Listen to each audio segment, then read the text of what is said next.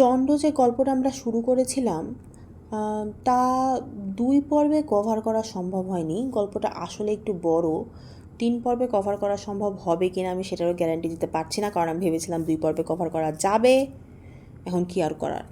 গত পর্বে কী কাহিনী হয়েছিল সেটা একটু বলে দিই। দাইমা প্ল্যান করে রণমল্লকে সরানোর চেষ্টা করে এবং সে প্ল্যান করেই রণমল্লকে বুঝিয়ে সুঝিয়ে রানিমা আর মুকুলকে কেল্লার বাইরে পাঠিয়ে দেয় পূজা দেওয়ার জন্যে। সেখানে দেওয়ালির দিন রানিমা এবং মুকুলের সাথে চণ্ডের দেখা হওয়ার কথা। এদিকে চণ্ডও ভিলেদের সৈন্যদেরকে নিয়ে এগিয়ে আসছে আমাদের মেবারের দিকে। আর মেবারের জনগণ চণ্ডের পাঠানো গুপ্তচরের মাধ্যমে এটা শুনেছে যে মুকুল রানা নাকি মারা গেছে। মেবারের জনগণও খেপে গেছে, তারাও বিদ্রোহ করতে শুরু করে দিয়েছে। এখন সব কিছু ব্যাপারটাকে ধামাচাপা দেওয়ার জন্যই হোক, আর প্রজাদের মাথা ঠান্ডা করার জন্যই হোক, আর আমাদের দাইমার বুদ্ধিতেই হোক, রণমল্ল মুকুল আর রানিমাকে কেল্লার বাইরে পালকিতে চড়ে পূজা দিতে পাঠানোর জন্য রাজি হয়ে যায়। রাজনীতির প্যাচটা এখানে ভালোই লাগে। যাই হোক, এরপর কি হবে এটাই আমরা জানবো এই পর্বে। সূচনাটা অনেক বড় হয়ে গেল, সরি ফর দ্যাট। গোসুন্দরনগরে দেওয়ালির আজ ভারী ধুম। মহারানী রানাজিকে নিয়ে কেল্লায় এসেছেন। খুব ঘটা করে আজ সুন্দেশ্বরীর পুজো দেওয়া হচ্ছে। ঘরে ঘরে আজ প্রজারা পিদিম জ্বেলেছে। রাস্তায় রাস্তায় দোকানিরা ঝড়লণ্ঠন, ছবি, আয়না দিয়ে দোকান সাজিয়ে বসেছে। লোকের গায়ে কেবল গোলাপ আর জলের পিচকিরিও হচ্ছে। শহরের ছেলেগুলো রাস্তার মাঝে তুবড়ি পুড়িয়ে ছুঁচোবাজি ছেড়ে মুকুলজির সঙ্গে সেসব ঘোড়সওয়ারও এসেছে, তাদের সাথে ঘোড়াগুলিকে খেপিয়ে বেশ মজা নিচ্ছে। ছেলে বুড়ো সবাই মিলে হাওয়ি উড়িয়ে, চরকি ঘুরিয়ে, ফুলঝুরি, রংমশাল, বোমা, দোমামা, ভুঁইপটকা, চিনিপটকা পুড়িয়ে খুব খানিকটা ধোয়া আর খুব খানিকটা আমোদ প্রমোদ করছে। মুকুলেরও আজ আনন্দের সীমা নেই। এক সোনার সাজ পরা কালো ঘোড়ায় চড়ে তিনি শহরময় ঘুরে ঘুরে দেওয়ালির আলো দেখছেন। আর রানিমা কেল্লার ছাদে একলা চুপ করে অন্ধকারে দাঁড়িয়ে আছেন। যতই রাত বাড়ছে ততই তার যেন মনে হচ্ছে চণ্ড বুঝি এলেন না। আজ যে এই গোসুন্দরনগরের দেওয়ালির রাতে তার দলবল নিয়ে আসার কথা, কিন্তু কই। দেখতে দেখতেই শহরের সব আলো নিভে গেল। মুকুলও তার ঘোড়া ফিরিয়ে কেল্লায় এলেন, কিন্তু তার তো আসার কোনো লক্ষণ নেই। এই রাতের মধ্যে যে তাদের চিতরে ফিরতে হবে, আর যে সময় নেই। রানী অন্ধকার আকাশের দিকে চেয়ে কাঁদতে লাগলেন। দু চোখের জল তার বুকের কাপড় ভিজিয়ে দিতে লাগলো। এদিকে সুন্দেশ্বরীর মন্দিরে ঢং ঢং করে রাত 10টার ঘণ্টা পড়েছে। লোকজন প্রস্তুত হয়ে চিতরে যাওয়ার জন্য পালকি নিয়ে উপস্থিত হয়েছেন। মুকুল রানীকে ডাকছেন যাওয়ার জন্য, কিন্তু রানীর পা যে উঠছে না। তার বুকের ভেতরে যেন হাতুড়ির ঘা দিয়ে অন্ধকারের ঘণ্টা বাজছে। 1, 2, 3, 4। রাত 10টার ঘণ্টা বেজে থেমেছে। আকাশ অন্ধকার, বাতাস তারই শব্দের রেশায় এখন রিরি করে কাঁপছে। ঠিক সেই সময় পাহাড়ের নিচে বনের মাঝ দিয়ে 10টা হাওয়ি আগুনের সাপের মতো ফোঁক করে ফনা ধরে আকাশে উঠে দপ করে নিভে আলোর ফুল হয়ে আকাশময় ছিটিয়ে পড়ল। আলোয় যেন চারিদিক দিন হয়ে গেল। শহরের লোক আশ্চর্যই বাজি দেখতে হৈ হৈ করে রাস্তায়, ছাদে, যে যেখানে পারে সেখান থেকে বেরিয়ে গেল। রানী মুকুলের হাত ধরে বললেন, সময় হয়েছে, আর দেরি না, চল। মুকুলের অবশ্য খানিকটা ইচ্ছে ছিল বাজিটা একটু দেখে, কিন্তু রানী তাকে জোর করে পালকিতে উঠালেন। আকাশের হাওয়ি তাদের মাথার উপরে লাল আলোর পুষ্পবৃষ্টি করে অন্ধকারে মিলিয়ে গেল। মুকুল পালকি থেকে আবার কখনোই হাওয়ি এ উঠে কি হয় সেটা দেখার জন্য মুখ বাড়িয়েই লইলেন, কিন্তু আকাশ যে অন্ধকার, সেটা অন্ধকারই থাকলো। মুকুল রাত্রির মধ্যে অনেকক্ষণ চেয়ে থেকে থেকে ঘুমিয়ে পড়েছেন। রানীর পালকি নির্জন মাঠের মধ্যে আস্তে আস্তে চলেছে। মাটির উপরে 8টা পালকি বেহারার খসখস পায়ের শব্দ ছাড়া আর চারিদিক থেকে কোনো রকম কোনো শব্দ হচ্ছে না। রানী অন্ধকারের মধ্যে মুখ বাড়িয়ে চেয়ে রয়েছেন। একবার মনে হলো একদল লোক খুব দূরে ঘোড়া ছুটিয়ে বেরিয়ে গেল। আরেকবার দেখলেন যেন রাস্তার একধারে কে যেন বল্লম হাতে চুপ করে দাঁড়িয়ে আছে।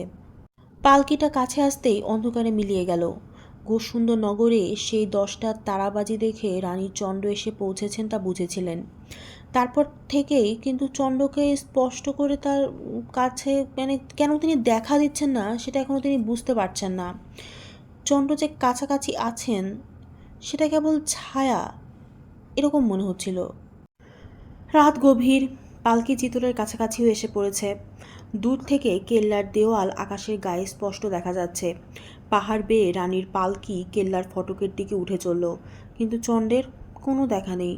ঘোড়ার পায়ের শব্দ, এমনকি তলোয়ারের ঝনঝনানি, কিচ্ছু শোনা যাচ্ছে না। রানীর যে বুকটা কাঁপছে এবার। তার চোখের সামনে কেল্লার ফটকের বড় দরজা দুখানা আস্তে আস্তে খুলে গেল, যেন একটা রাক্ষস অন্ধকারে মুখ হা করলে।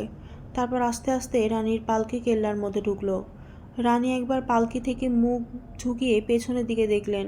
ফটকের সামনে একদল ঘোড়সাওয়ার ঘোড়া তলোয়ার মাথা ঠেকিয়ে তার কেল্লায় প্রবেশ করলে। তাদের সর্দার প্রকাণ্ড একটা কালো ঘোড়ায়, মাথা থেকে পা পর্যন্ত তার কালো সাজ। নিমিষের মধ্যে ছবিটা রানী দেখতে পেলেন।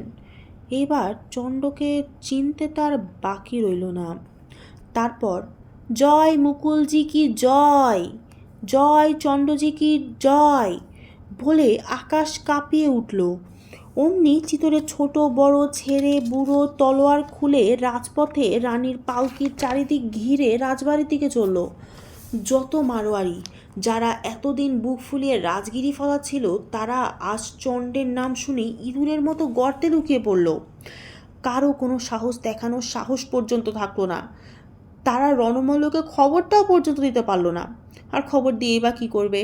দেওয়ালির রাতে খুব করে সিদ্ধি খেয়ে রণমল্ল যে খাটিয়ায় পড়ে নাক ডাকাচ্ছেন। দায় একখানি মোটা দড়ি দিয়ে খাটিয়ার সঙ্গে তাকে যে আচ্ছা মতন বেঁধে ছাদের উপরে তামাশা দেখতে গেছে। রণমল্লের ভোজপুরি আর মারোয়ারি দারোয়ানগুলো ঢাল তলোয়ার বেঁধে তালপাতার সেপাইয়ের মতো কেবল হাত পা ছুটতে লাগলো।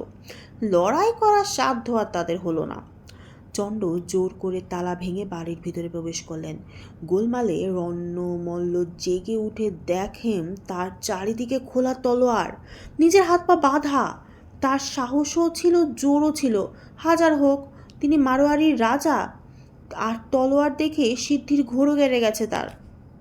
তিনি পিঠ বাঁধা খাটিয়া শুদ্ধ দাঁড়িয়ে পড়লেন এবং দাঁড়িয়ে চণ্ডকে বললেন, আমার বাঁধন খুলে দাও, তারপর দেখো কে জেতে আর কে হারে। তুমি বীর, রাজার ছেলে, আমিও একটা দেশের রাজা। আমাকে জানোয়ারের মতো বেঁধে মারা তোমার অবশ্যই উচিত না। চণ্ড রণমল্লের বাঁধন খোলার জন্য ঘরে ঢুকবেন, এমন সময় দায় এসে বলল, সাবধান, ওকে একা পুড়ে মরতে দাও, সরে যাও, নাহলে সবাই মরবে। বলেই দুম করে একটা ভয়ঙ্কর আওয়াজ হয়ে ঘরের কোণে একরাশ বারুদ জ্বলে উঠল। তারপর দাউ দাউ করে ঘরখানায় আগুন জ্বলে গেল।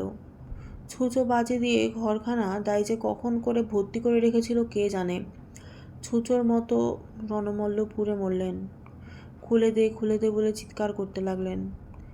যাকে রাজবাড়ির দাসী বলে ঠাউরেছিলেন, তার হাতের বাঁধা দড়ির শেষ বাঁধন শেষ পর্যন্ত আগুনের নাগপাশের মতো তাকে জড়িয়ে রইল। এভাবে পুড়িয়ে মারা জ্যান্ত মানুষকে খুবই খারাপ।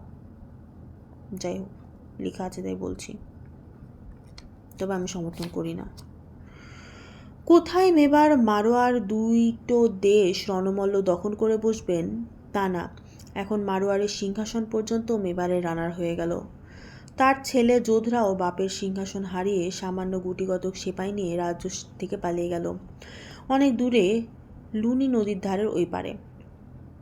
মহাবীর হারোয়া সারকল রাজস্বী লুনি নদীর ওপারের সমস্ত পাহাড় নদীর বনজুড়ে তারই রাজত্ব।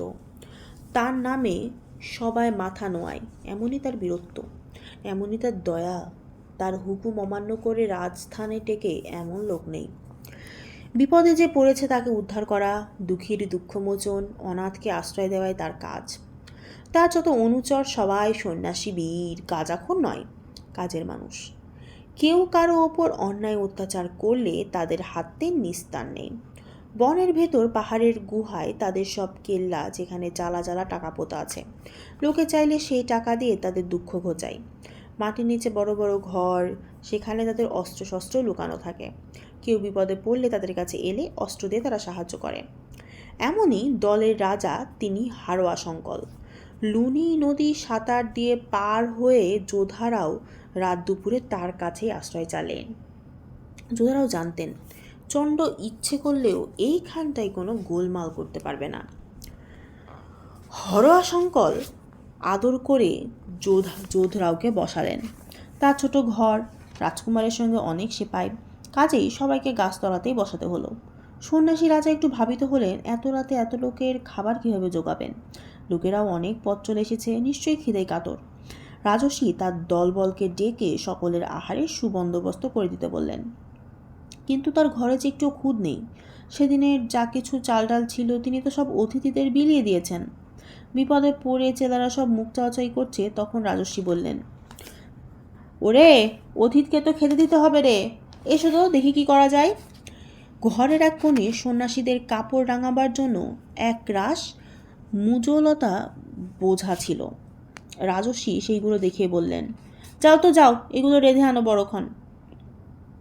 রাধুনী এক সন্ন্যাসী, সে হেসে বলল, প্রভু এইবার অতিথি সেবা ঠিক বন্দোবস্ত করেছেন।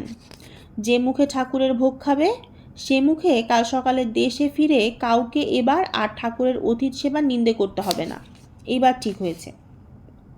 রাজর্ষি হেসে বললেন, আজ আমি নিজে রাঁধবো, তোমাদের সবাইকে একসঙ্গে নিয়ে খাবো। নিমন্ত্রণ তো করেছি, যাও সব চেলাদের ডাক দাও। গাছের তলায় আগুন জ্বালিয়ে রান্না শুরু হলো। রান্নার গন্ধে বন আমোদ করলে, কিন্তু তরকারি দেখে চেলাদের আজ আর মোটেই খিদে নেই। যদিও সকালে এক মুঠ ছোলা ছাড়া কারো পেটে অবশ্য কিছু যায়নি, তবুও প্রভুর নিমন্ত্রণ অগ্রাহ্য করার তো জো নেই। রান্না শেষ হলে সবাই অতিথিদের জন্য পাতা পেরে অপেক্ষা করতে লাগে। আগে যোধরাও আর তার লোকজন মোটা আটার রুটি আর মুজলতার সেই তরকারি খাইয়ে রাজর্ষি সব চেলাদের খেতে বসালেন। কেবল সব রাঁধুনি চেলাকে অনেক ডাকাডাকি করেও কিছুতেই আনা গেল না। সে কম্বল মুড়ি দিয়ে জঙ্গলের কোনখানে যে লুকিয়ে রইল তার সারা শব্দ পর্যন্ত পাওয়া গেল না। খাওয়া শেষ হলে রাজর্ষি তার রাধা তরকারি সুখ্যাতি করতে করতে এক জায়গায় শুতে গেল। মুজ শাকের যে এমন রান্না হতে পারে কেউ তা জানতো না। এবার থেকে রোজ এই তরকারি দিয়ে তারা রুটি খাবে, এইসবই লোকজন বলাবলি করছিল। এমন সময় রাধুনী এসে উপস্থিত। সবার মুখে তরকারির তারিফ শুনে তার অবশ্য আফসোসের সীমা থাকলো না।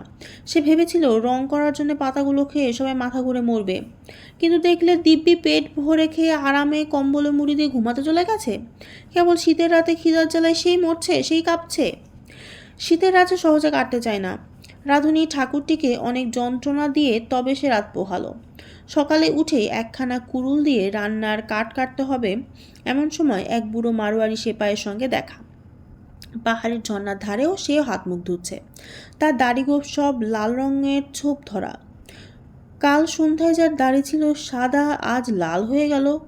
এ ব্যাপারটি দেখে রাধুনী ঠাকুরের আর হাসি থামাতে পারে না। হু হু করে হাসতে হাসতে সঙ্গীদের এই মজার খবরটা দিতে যায়। যত পাকা দাড়িগোঁফ ছিল তারা নিজের দাড়িতে হাত বোলাচ্ছে এবং ওর মুখের দিকে চাচ্ছে। সবার দাড়িগোঁফে লাল রঙের ছোপ কেন? ইতিমধ্যে রাজর্ষি বেরিয়ে এসেছেন। তার কিন্তু সাদা দাড়ি ধপধপ করছে। মুজো পাতার যে রং লেগেছে তা কারোরই মনে এলো না। দাড়িতে রক্ত কোথা থেকে লাগলো? এই ভেবে সবার মুখ যখন ভয়ে শুকিয়ে এসেছে, তখন রাজর্ষি সবাইকে বললেন, নির্ভয় থাকো, তোমাদের সুখের সূর্য উদয় হতে আর বেশি দেরি নেই। দেখো না, এখনই রাঙা আলো তোমাদের মুখে এসে পড়েছে। এখন কিছুদিন এখানে বিশ্রাম করো, তারপর তোমাদের রাজ্য ফিরে পাওয়ার বন্দোবস্ত করা যাবে। সেই দিন কাঠ কেটে রাধুনী ঠাকুর রাজর্ষিকে আর এক বোঝা মুজ পাতা এনে দিলেন। বললেন, ঠাকুর, আজ আমাকে এই তরকারি একটু রেঁধে দিতে হবে। রাজর্ষি হেসে বললেন, তোমার কালো দাড়িতে লাল রঙের ছোপ তো বোঝা যাবে না। আগে দাড়ি পাকুক, তবে মুজ শাকের চচ্চড়ি খেয়ে ছোপ ধরিয়ে নিও। আজ ভালো করে অন্য তরকারি রেঁধে অতিথির খাওয়ার বন্দোবস্ত করো। রাধুনী ঠাকুরটি খেতে যেমন মজবুত, রাখতেও তেমনি মজবুত, আর রাজ্যের আজগুবি সব গল্প তার। যোধরাও আর সঙ্গীদের বেশ আমোদ আহ্লাদে দিন কাটতে লাগলো। বনে আছেন তাদের মনেই হই না। এদিকে হরোয়াশঙ্কলের হুকুম চণ্ডের কাছে পৌঁছালো। যোধরাওকে যেন মারোয়ারের সিংহাসন ফিরিয়ে দিয়ে ঝগড়াঝাটি সব মিনিয়ে নেয়। এর ওপর তো আর কোনো কথা নেই। চণ্ডের দুই ছেলে মুঞ্জজি আর কণ্ঠজি মারোয়ার শাসন করছিলেন। তাদের হুকুম হলো যে হরোয়া শঙ্কল কিংবা তার কোনো লোক যোধরাওকে সঙ্গে নিয়ে আসা মাত্র মারোয়ারের সিংহাসন যেন তাদেরকে ফিরিয়ে দেওয়া হয়। হরোয়া শঙ্কল দূতের মুখে এই খবর পেয়ে নিজেই যোধরাওকে সঙ্গে নিয়ে মেবারেল চললেন।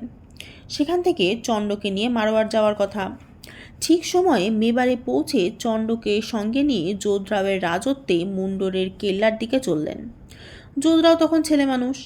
এক রাতে সবাই মাঠের মধ্যে তাঁবু গেড়ে আছেন, এমন সময় বুড়ো মারোয়ারি যোধরাওয়ের কানে কানে বলল, দেশে তো এসে পড়েছি, তবে এখন আর চুপ করে থাকা কেন? চলুন আজ রাতেই কেল্লা দখল করি। নিজের সিংহাসন পরের কারো কাছ থেকে চেয়ে নেওয়ার চেয়ে জোরসে কেড়ে নেওয়া ভালো, কি বলেন? যোধরাও এই কথায় সায় দিলেন। আস্তে আস্তে মারোয়ারি সব সৈন্য মুন্দরের দিকে বেরিয়ে গেল। চণ্ড আর হরোয়া শঙ্কল এই কথা কিছুই জানেন না। সকালবেলা শিশির থেকে বেরিয়েছেন, এমন সময় দেখতে পেলেন রুট থেকে এক ঘোড়সাওয়ার ছুটে আসছে। তার মাথায় পাগড়ি খোলা, বুকের কাপড়ে রক্তের দাগ। ঘোড়সাওয়ার যখন ছুটে এসে চণ্ডের কাছে দাঁড়ালো, চণ্ড তাকে নিজের ছেলে কণ্ঠজি বলে চিনতে পারলেন। হরোয়া শঙ্কল তাকে ঘোড়া থেকে নামিয়ে ঘাসের উপর শুইয়ে দিলেন। অমনি কণ্ঠজির প্রাণটা বেরিয়ে গেল। কে তাকে এমন করে মারল তাই দেখবার জন্য তারা এদিক ওদিক ছোটাছুটি করছেন। এমন সময় যোধরাও ঘোড়া ছুটিয়ে এসে বললেন, প্রভু, আমার অপরাধ হয়ে থাকে তো ক্ষমা করবেন। বাপের সিংহাসন আমি কারো কাছে ভিক্ষা চেয়ে নিতে পারলুম না। নিজের জোরে ফৌজ পাঠিয়ে দখল করেছি। লড়াই হয়ে গেছে। চণ্ডজির হাতে আমার বাপ পশুর মতো মারা গেছে। তার ওই ধার তার দুই ছেলেকে যুদ্ধে বীরের মতো আমি মেরেছি এবং শোধ নিয়েছি। এতে যদি আমার দোষ হয় তো শাস্তি দিবেন। চণ্ডের মুখে কোনো কথা সরল না। হরোয়া শঙ্কল খানিক ঘাড় হেট করে রইলেন। তারপর আস্তে আস্তে বললেন, যোধরাও, তুমি ভুল করেছ। চণ্ডের কোনো দোষ ছিল না। তুমি বালক বলে এবার তোমায় শাস্তি দিলাম না, কিন্তু প্রতিজ্ঞা করো আর কখনো মেবারের বিরুদ্ধে অস্ত্র ধরবে না। আর এই মাটিতে যেখানে বীর কণ্ঠজি পড়ে রয়েছেন, এই পর্যন্ত মেবারের রাজ্যের সীমা ঠিক হলো। এরপর থেকে তোমার রাজত্ব। চণ্ড চোখের জলের মধ্য দিয়ে দেখলেন সেখানে তার কণ্ঠজি প্রাণশূন্য দেহে পড়ে আছেন। সেখানে সকালের আলোতে সমস্ত মাঠ জুড়ে সোনার ফুলের মতো আওলার কচি ফুল ফুটে উঠল।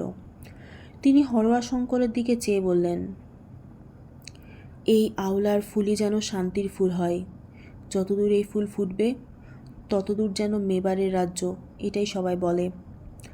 আমার আজ কাজ শেষ হয়েছে। প্রভু, আমাকে এখন আপনার সঙ্গী করে লুনি নদীর পাড়ে তপবনে আশ্রয় দিন। রাজর্ষি তখন বললেন, তথাস্তু।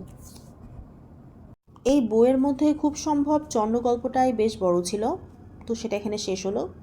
রাজকাহিনী গল্পের আরও 2টা কাহিনী আছে। এই 2টা আগামী কোনো পর্ব অবশ্যই হবে। কবে হবে সেটা বলা যাচ্ছে না, কারণ ইতিহাস আমার একদম ভালো লাগে না। যাই হোক, আজকে এই পর্যন্তই। বাই।